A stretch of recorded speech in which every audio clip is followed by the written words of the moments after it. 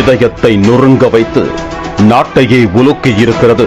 தாவேக தலைவர் விஜய் பரப்புரை கூட்டத்தில் குழந்தைகள், இளைஞர்கள், பெண்கள் என 40க்கும் மேற்பட்டோர் உயிரிழந்த பெருஞ்சோக சம்பவம்.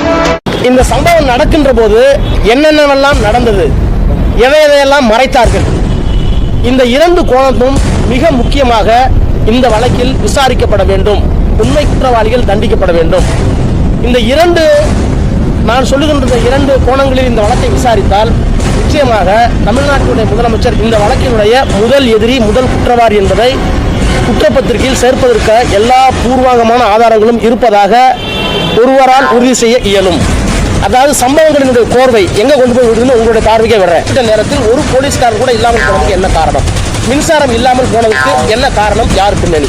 ஒரு கேமரா கூட குறிப்பிட்ட நேரத்தில் ஒர்க் என்ன காரணம்? கூட்டு சதி என்று சொன்னால் முதல் குற்றவாளி தமிழ்நாட்டுடைய முதலமைச்சர் தான் எங்களுடைய நேரடியான குற்றச்சாட்டு. இப்ப அவர் டிவியில் என்ன சொன்னாரோ அந்த ஸ்டேட்மெண்ட் வாங்கிட்டீங்கன்னா charge sheet, additional charge sheet போடணும். அதுல நம்பர் 1 அக்யூஸ்ட். சோ இந்த அடிப்படையில் தான் இந்த வழக்கை அணுக வேண்டும். உண்மை ஊருக்கு தெரிய வேண்டும், நீதி வெல்ல வேண்டும், உண்மையான குற்றவாளிகள் தண்டிக்கப்பட வேண்டும்.